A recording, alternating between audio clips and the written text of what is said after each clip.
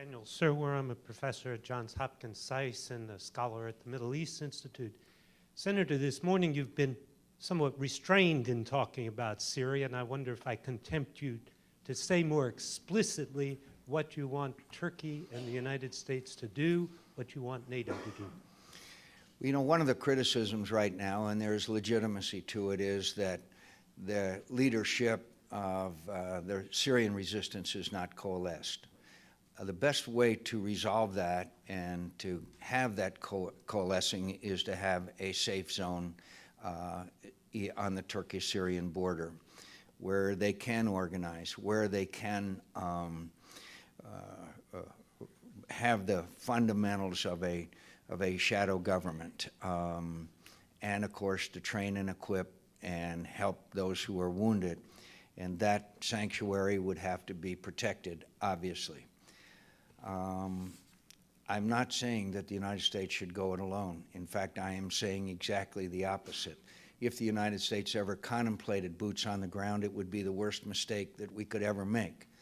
But working with our allies and our friends in the region, we could have a coalition of the willing, and I hate that phrase, by the way, that we could help arm, equip, train the Syrian resistance. And I want to point out again, when people say, well, we shouldn't help them, it's not a fair fight. Russian arms are flowing into Syria.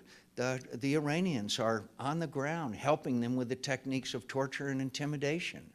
It's not as if that one side, when they say it's a civil war is when the two sides are roughly equal. So I would like to see those steps taken. I would like to see the United States lead. First of all, first and foremost, I would like to see the President of the United States stand up for the people of Syria. Say this massacre is terrible. It's abominable. All of us should condemn it. The other day, the President of the United States spoke, and he didn't say a word. He talked about the Annan Plan. My God, the Annan Plan? So one of the greatness, one of the reasons why historians will judge Ronald Reagan as one of the greatest presidents in history is because even in the face of criticism, he stood up for the people who were behind the Iron Curtain. He gave them courage. He gave them the belief that we were with them. Can't we stand up and speak? Can't the President of the United States stand up and speak for the people of Syria? Can't he say this massacre is unacceptable and must stop?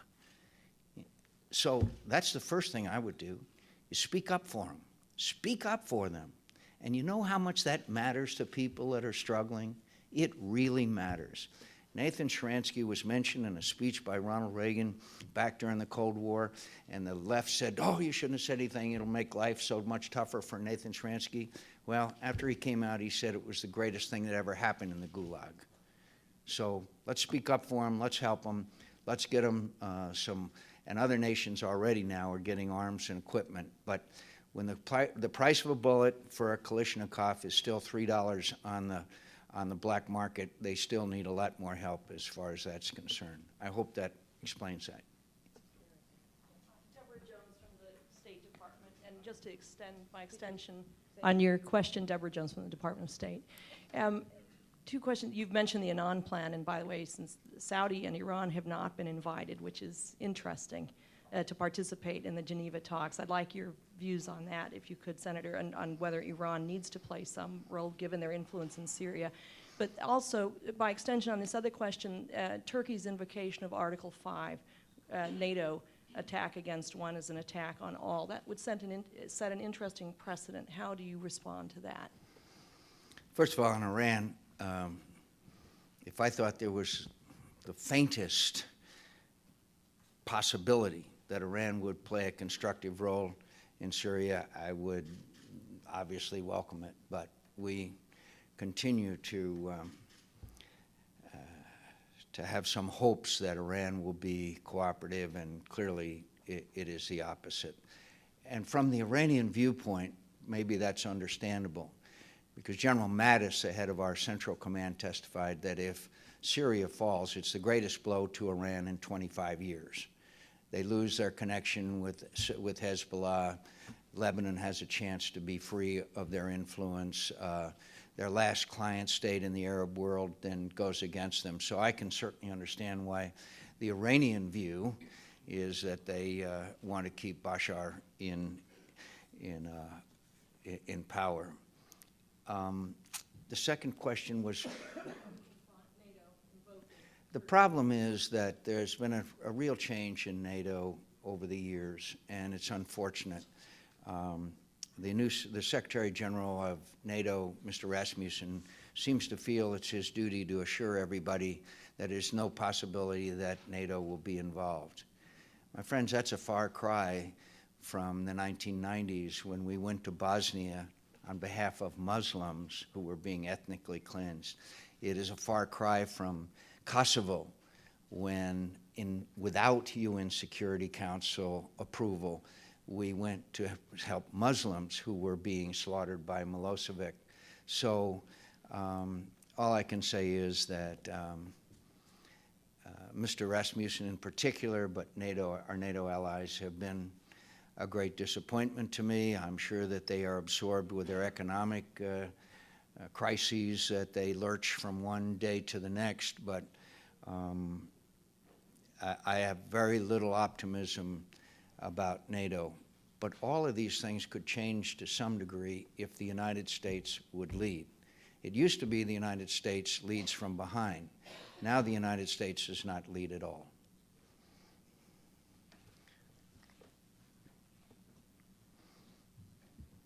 Michael Gunter, Tennessee Tech University, Cookeville, Tennessee. I know the city. My in-laws live there. I know that.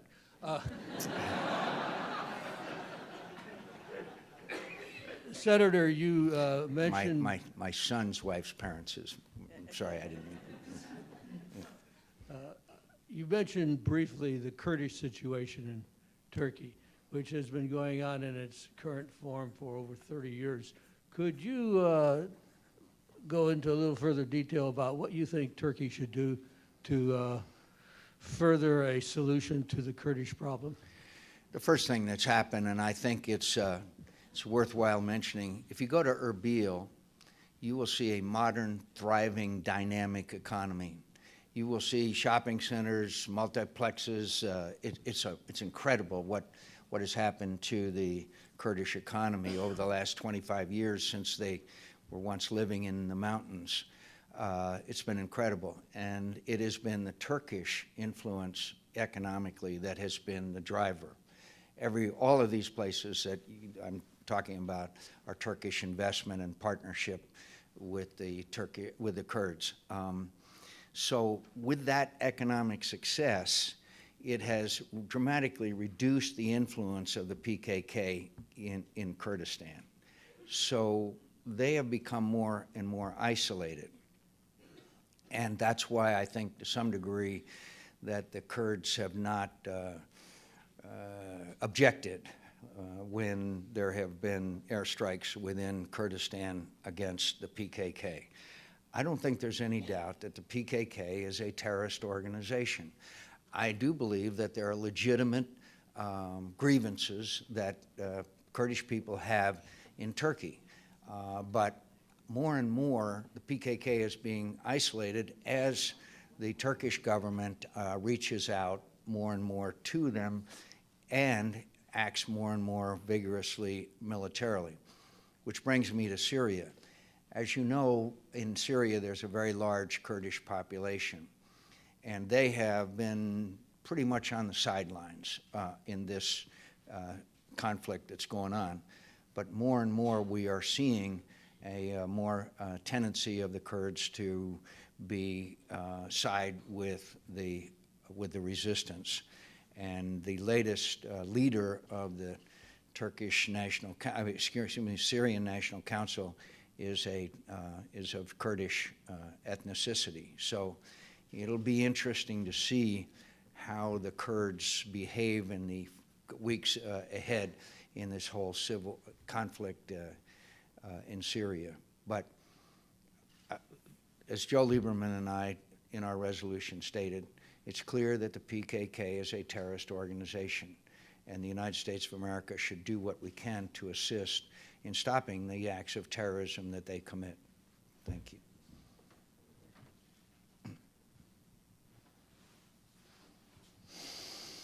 Dr. Mansour, CENTCOM analyst, Quantico, the Marines. Senator, I have a question for you, please. Suppose that the Shia croissant is broke by Syria. Do you think the American interest will be protected by Muslim Brotherhood, Turkey, or Salafist Saudi? Thank you. Muslim Brotherhood, Egypt? Do you know that the opposition forces in Syria is Muslim Brotherhood, and they have very good relation with the Turkish, or the Saudi who's supporting the Salafists in Syria? Where is the American interest? Thank you.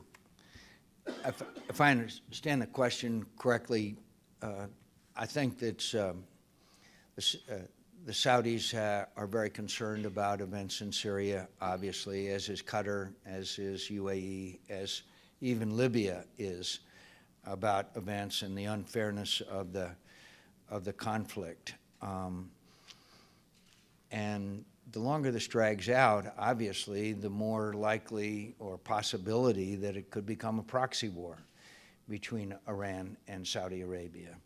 And not to mention, the longer it drags out, the more likely foreign fighters come in, and there's a greater influence of al-Qaeda and other extremist organizations.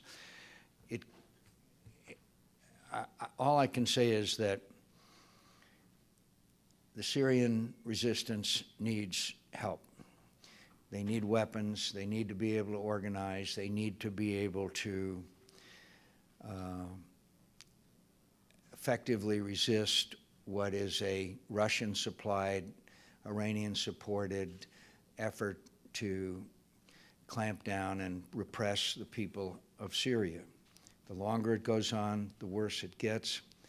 And I believe that this statement that Bashar Assad inevitably will go, which we've been saying now, the administration has been saying now for months and months and months, he may eventually go.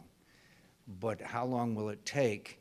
And as I asked our Secretary of Defense the other day after he said, well, it's inevitable that he goes, I asked him how many more people have to die. At that time, the estimate was about 9,000 people have been massacred. Now it's up to 12,000 people. How many thousands have to die? I think that's a legitimate question before the United States of America relies on the inevitability of Bashar Assad leaving power. Senator, you've been... Could I take one more if there... one more question. Or two more. Sorry, no, wait a minute. One more question, and I do apologize to the many hands that still want to ask a question. We'll ask two more. Okay, the lady in blue, and then I get the last one. All right.